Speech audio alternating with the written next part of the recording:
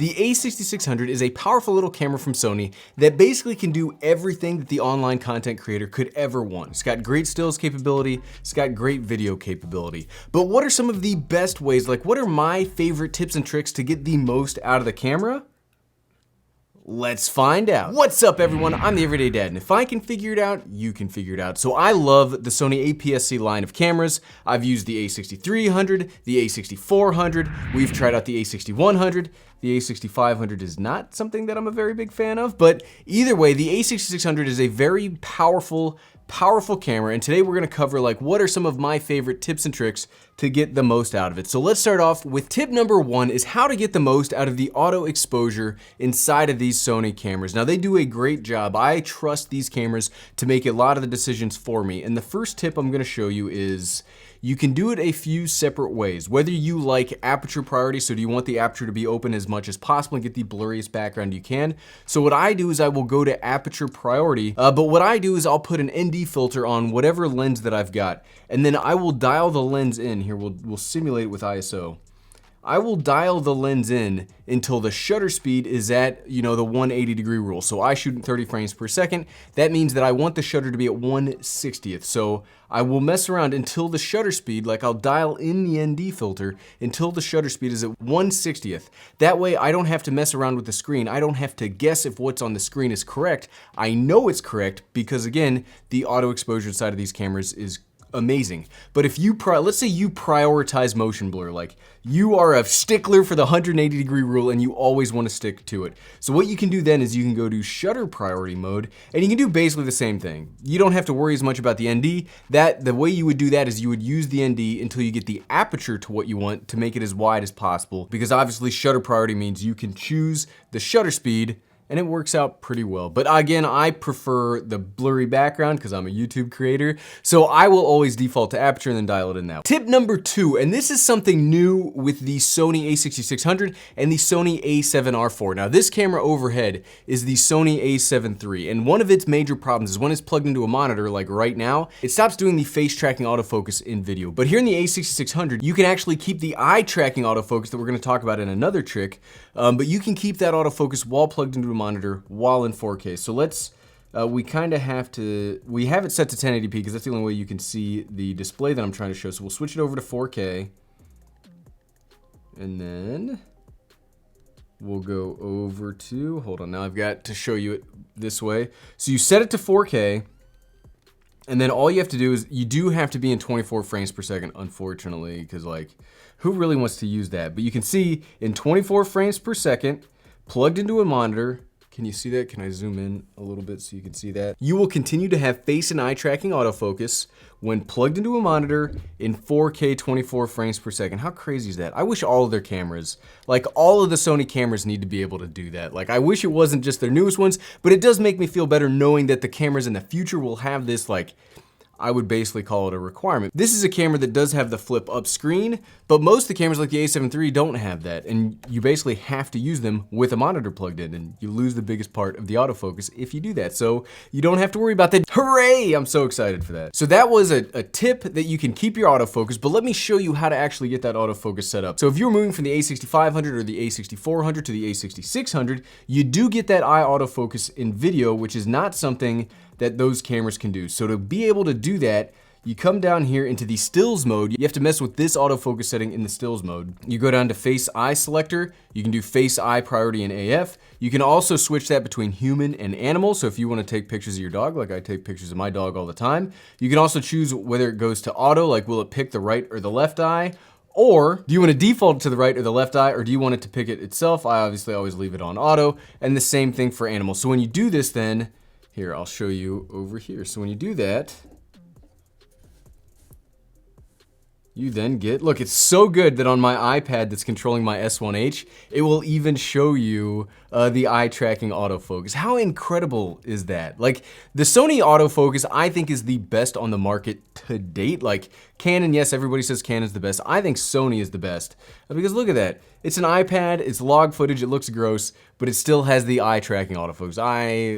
I love it. Tip number 4. Now, if you are normally a still shooter, you don't do a lot of video work, one of the big things when it comes to video is audio quality. Audio quality is the most important part of video. So now if you're using an A6600, how do you get it set up to the best audio? So what I recommend is if you're using a microphone, which you should be using some kind of external microphone, my general rule of thumb when it comes to audio is, can you see this right here on the bottom where it says channel 1, channel 2? Those are your different audio channels. Now what I aim to do is I try to keep my peaks, like the most exciting that my voice gets, I try to keep that at -12.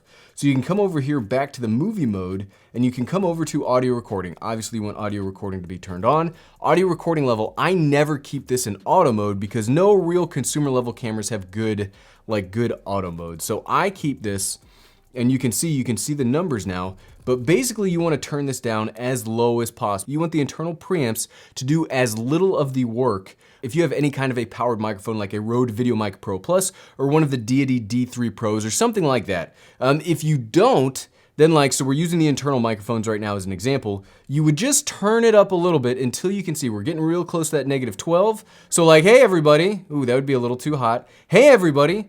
Okay, so I would keep this in this environment at 11 because again, you want the peaks to be at -12. You can always this is a different kind of tip unrelated to the A6600, but in my opinion, you can always put a little more gain into your audio in your editing software, but you can never recover over hot audio. So I always try to be a little more conservative and keep my gain as low as possible to get clean audio, but then if I have to, like in an emergency, I can always bump it up a little bit. So this is where you go to record your audio. And if you do have something like the K3M, you can plug it right in here, and then it's a different little process, but that's a more advanced tip. If you're curious how to use the best out of the K3M, leave a comment below, and maybe we'll make a video all about that because I love audio.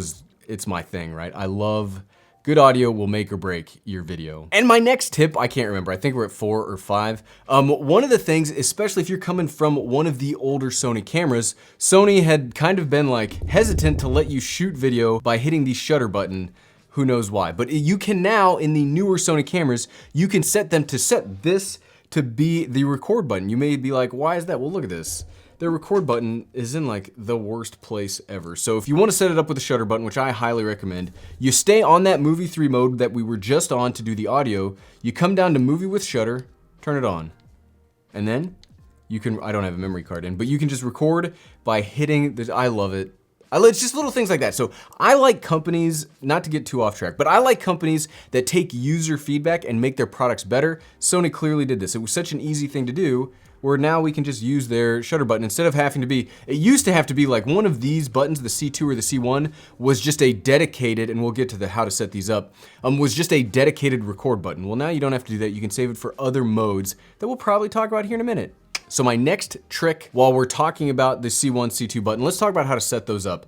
So you do kind of have to bounce back and forth between stills and video, the settings to do this. Sony's menu systems are they're a little you kind of got to learn how to talk Sony. But to do this, you go over to the movie mode, custom operation 1, and then you can pick, it's you can do it when in use, when in video mode, when in playback mode. So we'll just do the top one because you can set all of them to slave off of that, and you just pick look at all, you get all these customizable options. You get rear 1, rear 2, top, and these are the big ones. So what I generally set these to is you got 25 pages of things to set these to.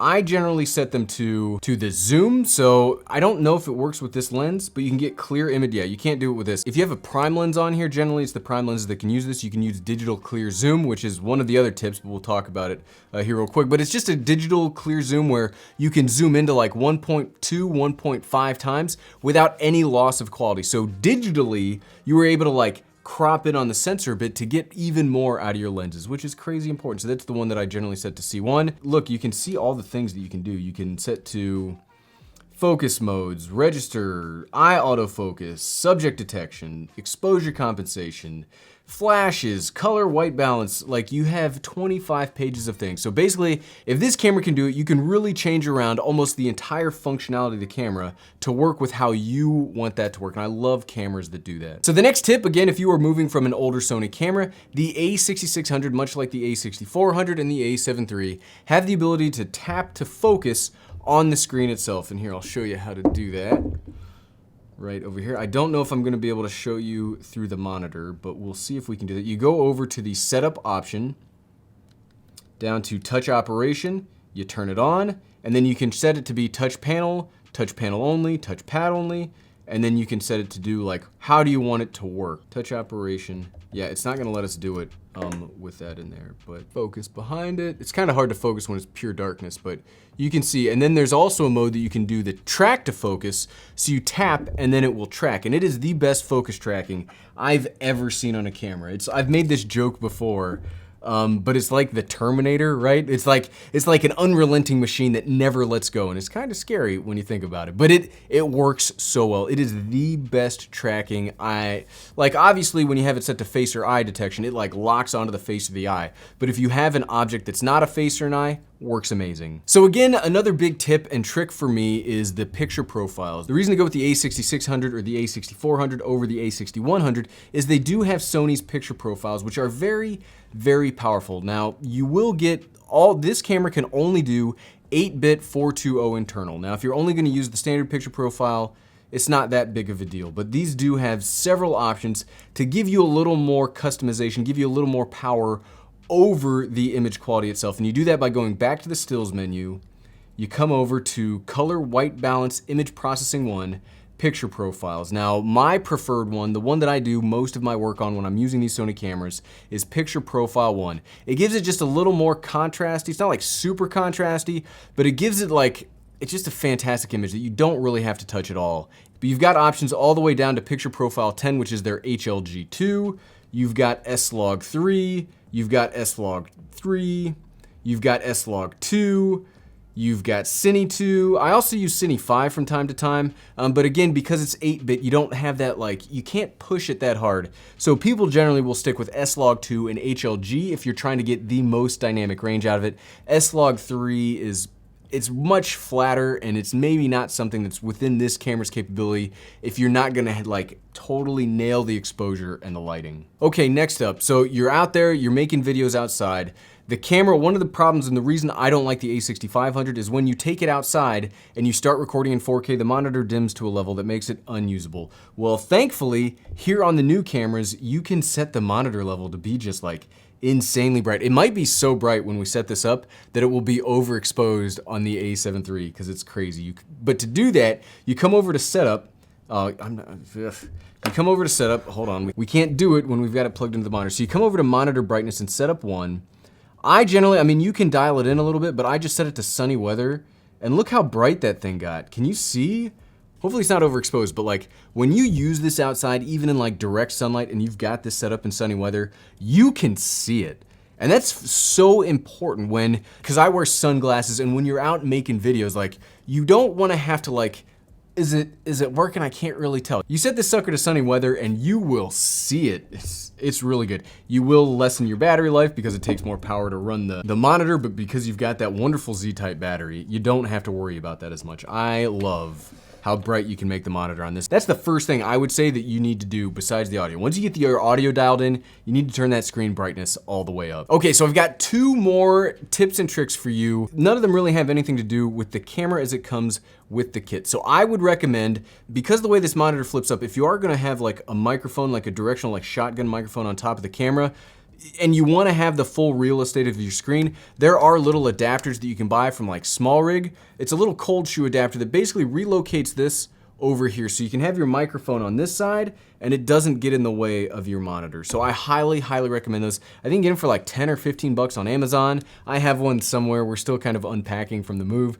I have one somewhere in my huge just mess of junk. There are other ways you could do it, like you get the Rode Wireless Go and just like clip it somewhere, and then you don't have to buy an extra piece, but it's such a cheap little gadget and it just works so well. You just put it, you move it over there. And then the second tip is something else that I would buy with this camera, and that's the other kit lens. So this is the 18-135. This is the kit lens that you can actually get with the A6600, but I would recommend that you go find the 16-50 pancake lens and buy one of those used. I mean, are they the most optically sound lens? No, but it's super small. Like it only comes out to like right about here. It basically makes the A6600, the A6400, all of the APS-C cameras, it basically makes them like point and shoots. It's so small, it's a power zoom, it takes up no space, it takes up no weight, balances on the lightest of gimbals. And not to say that this lens isn't fine, this 18-135 it's been okay. I've not been like over the moon impressed with it. It's given me about the same optical image quality, but that's 16 to 50. It's small, it's got optical image stabilization built into it. I highly, highly recommend that you buy one to just turn it into a very small portable package. But those are my tips and tricks for getting the most out of your A6600 if you decide to go buy one. What are some of your tips? If you're somebody that uses the A6000 line of cameras, leave your favorite tips and tricks below. I would love to learn from you. I bet the community out here that's watching this video would love to learn some of the things that you do to get the most out of your camera, because I don't know everything. Believe me, it's called the everyday dad. It's not called the expert that knows all, because I 100% don't. And if you liked this video, I bet you would like the videos where I talk about the A6600, I compare it to the A7 III, I compare it to the GH5, and I talk about how this could fit into your workflow of creating these online videos. And you can find those right here. Click here. Click here to watch. Click, click, click, click, click, click, click. Right here. I'm holding it up. I'm holding up the video. Better click on it quick. Thanks for watching.